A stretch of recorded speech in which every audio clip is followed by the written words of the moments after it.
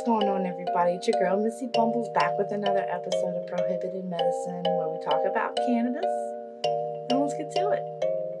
So if you're under 18, you need to go and get this content. Is not for you, deemed by YouTube, unfortunately. But if you are over 18, this content is for you. You're my peoples. And let's talk about it.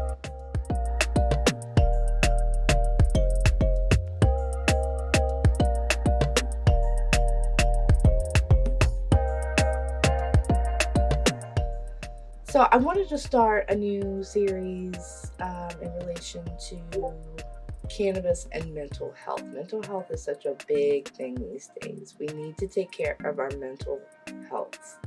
It's okay to seek help. And cannabis sometimes alone isn't enough, but it can be. Because just like any other medicine, as I've said time and time before, what works for you may not work for me. I may need more, you may need less, more. You get the picture. So the problem is psychiatrists and other mental health professionals need to better understand the relationship between cannabis and the mental health disorders, so that they can increase the ever-growing demand of the medical marijuana and mental health relationship. Because there's a lot of people that use to calm their mental, whether it be anxiety, OCD. I know people that have schizophrenia that use because it helps them, but then this doesn't work for all, and we're going to get into that a little bit more. What's unacceptable is that, way more than half of the United States allow for medical marijuana use. So why can't we focus more on the medical part of it and the mental health aspect of it? Because the literature of non-medical cannabis use severely outweighs the medical uses of cannabis. And the scientific literature on therapeutic uses of cannabis is severely underdeveloped. So for more than half a century, the studies were more focused on the harms of cannabis rather than the benefits of cannabis. And we need to change that pronto. Because there is so many therapeutic benefits to the complex plant that it is. It's a natural plant, for Christ's sake. It grows in the ground naturally. It's not man-made.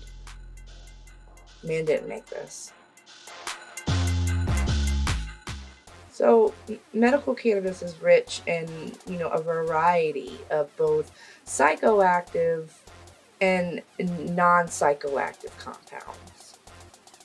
It's crazy that the only non-psychoactive compound that we know of, that we boast heavily, is CBD. But even though cannabis is illegal, federally illegal, anyone can legally smoke CBD because it's non-psychoactive. But it all comes from cannabis. And yet it's still a Schedule I drug.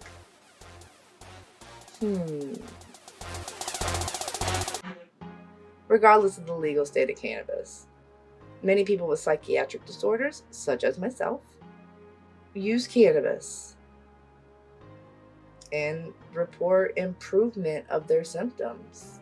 Hi. So just to read an excerpt from this article that I found, labeled Medical Marijuana and Mental Health Cannabis Use in Psychiatric Patients, from psychiatrictimes.com. Patients use cannabis for symptoms of PTSD, anxiety disorders, depression, ADHD, bipolar disorder, chronic pain, insomnia, opiate dependence, and even schizophrenia. In addition, patients use cannabis for neurological conditions such as spasticity of multiple sclerosis, so muscle spasms, agitation from dementia, and specific seizure disorders that are unresponsive to standard therapies. And then, of course, we know that they use cannabis to reduce nausea for those undergoing chemotherapy for cancer treatments and such. And also, cannabis has been shown to improve mood, the mood of cancer patients, as well as anybody who uses it knows this. So yeah, look at that. We have all this information at our fingertips, ready to be discovered, to be delved and dive into more deeply. But we're not doing it, and I don't understand. What's the bigger agenda? There's got to be a bigger agenda, but I'm just little old Missy Bumbles, and I don't have the answers for that. Another excerpt from that same article, hold one. The National Academy of Sciences, Engineering, and Medicine recently issued a report using weight of evidence categories and reviewing and evaluating the overall scientific literature that supports the therapeutic and other health effects of cannabis or cannabinoids. The report concluded that there are several clinical problems for which there are conclusive or substantial evidence that cannabis or cannabinoids are effectively treating chronic pain, chemotherapy-induced nausea and vomiting, and patient-reported multiple sclerosis spasticity symptoms. It also reported there was moderate evidence that cannabis or cannabinoids are effective for improving short-term sleep outcomes in individuals with the sleep disturbances associated with a variety of conditions. And I assume they're talking about insomnia probably being the biggest one, but still they made it a point to specifically say that it helps a variety of conditions where sleep issues can arise. And this is just absolutely incredible.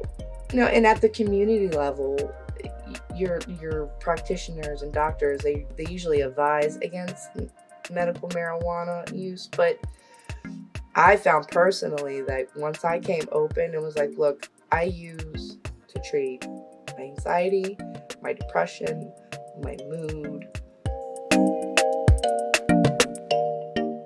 Every practitioner that I've talked to, they're like, we get it.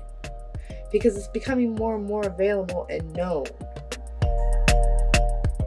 that cannabis is super duper helpful in regards to our mental health. But that about wraps it up for this video. I'm going to go a little bit more deeply into different mental health disorders from a clinical standpoint, from the research standpoint, from the information that I found. But yeah, I'm going to have more episodes of this series to dive deeper into schizophrenia, cannabis and cognition, dementia, PTSD, opioids, risk versus benefits. So stay tuned. I hope you guys enjoyed. I hope you guys have a wonderful day. Don't do anything I wouldn't do. Be easy. One love.